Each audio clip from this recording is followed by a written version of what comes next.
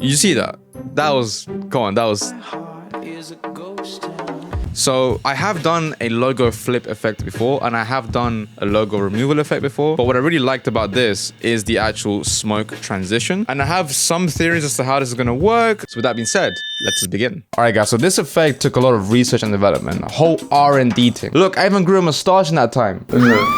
It's crazy. So shout out to Texture Labs and Dot Motions for the help. But before we get to the actual smoke effect, we need to understand that this effect is made up of 3 parts: the logo, mask, and removal, the logo animation, and finally the smoke effect. Okay, let's start by dragging in the clip into the composition to make a new composition. My advice is to try and use something with minimal movement, because the more the camera moves, the more difficult it's going to be, because the logo is going to start moving, the animation is going to get all complicated. So minimal movement. So once you get the clip in, let's duplicate our layer with Control D. Then you want to rotoscope this car badge. However, this car badge is debossed in the hood, you can tell, because it's got this gap here. And we want to rotoscope only the inner part of the logo. Plenty of videos on rotoscoping. I even have a whole masterclass on rotoscoping, so you can check that out, link below. Once we're done though, we're left with the logo by itself. But let's hide it for now, as next we want to content aware fill the logo so it disappears. To do that, we make a simple mask with the pen tool on the bottom layer and make the mask bigger than the logo. Then we click M for mask and this button here to invert it. Then we want to track this mask for the movement of the clip, and we do that by right clicking here, track mask, and on the tracker, clicking track forward and track backward. You only have to do this for the part where the effect takes place. Next, we get the content aware fill window. If you don't have this, you go to window, content aware fill. Now let's select object and strong lighting conditions, and then we click generate. But make sure you have a black mask visible, otherwise this effect won't work, because it needs something to fill. If you can't see it, you need to make sure that you disable the top layer mask logo. So after you wait a little while, you're gonna have a perfectly filled mask. Now we can label our logo and move it to the top. This looks weird because compared to before, we don't have the debossing of the logo. So you fix this by adding a drop shadow and increasing the distance to 10, changing the angle and penumbra, I don't know. I made this value to 7. Now we can pre-compose this logo by right-clicking, pre-compose, move attributes to new composition, and we can be ready for the animation part. Let's do this.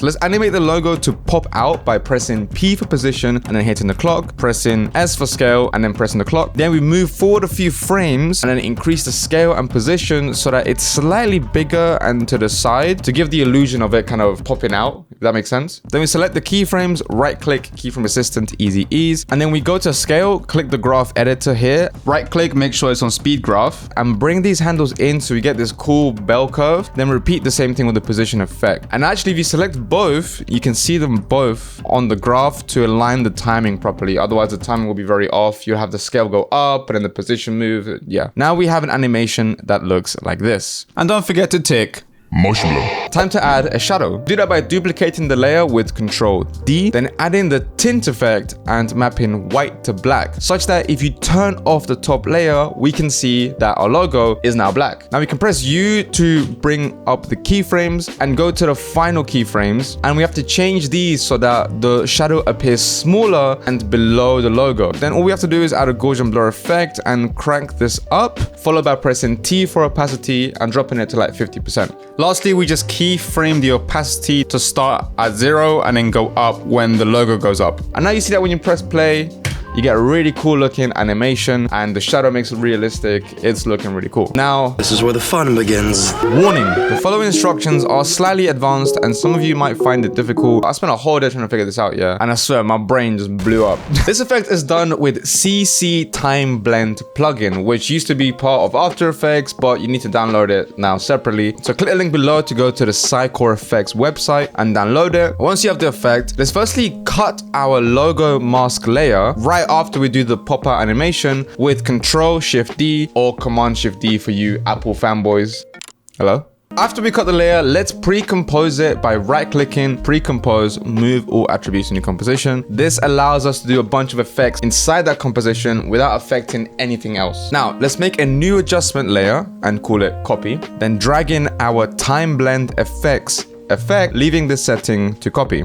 Then we make another one, and we call it paste, and drag in the same effect, but set this to paste, the transfer to blend, and accumulation to 100. Finally make this to clear the current frame. Relax, I know it's getting complicated. Now we add our final adjustment layer, which will contain the actual effects that make the pattern for the smoke. Basically, these two layers is a copy and paste whatever effect you have over time to give you the trail of smoke, but the effects adjustment layer is what's gonna give us the look of the smoke. One thing that you need to understand with this effect is that it's baked into your memory cache. So if you find that there's glitches or that the pattern doesn't update, what you're gonna have to do a lot in this tutorial is go to edit, purge all memory and this cache, and what that's gonna do is clear the memory so that you have a refresh effect. So just press that button, wait a second, and then you can carry on. I know it sucks, but it is what it is. It is what it is. Now let's move the effects layer to the middle. Now let's turn off the copy and paste layer for now so we don't get distracted, and let's create our smoke pattern. So let's add the turbulent displacement effect to get a random pattern for the smoke. The settings don't really matter here. You can just copy mine. I just made these ones here. We definitely want to keyframe the offset to cross the logo by selecting this point, clicking on one side of the logo, then clicking the clock, moving a few frames, and moving that point to the other side of the logo. I did left to right because I wanted the pattern to move that way, but you do whatever you want to do. Now let's keyframe a revolution of 1 turn. Next, we add this effect called Minimax. Make the channel alpha and increase it slightly, which adds this kind of blocky look to the logo. At this point, you can enable the copy and paste layers. Make sure to clear your memory disk and cache, and you will start to see the smoke pattern form. Next, we add the transform effect and just shift this number to the right a bit by making it 970 so that the smoke always travels to the right. If you don't want it to go to the right and go to the left, just move this to the left a little bit. And let's finally add a smoky texture by right-clicking new solid, naming this fractal, and then we add the fractal noise effect. Let's keyframe an evolution of 1 turn by pressing the keyframe, moving a few frames, and making this number 1. That's gonna give us like a pattern. You can do 2, 3, whatever, doesn't really matter. Okay, now we can hide this fractal layer and add the effect calculation.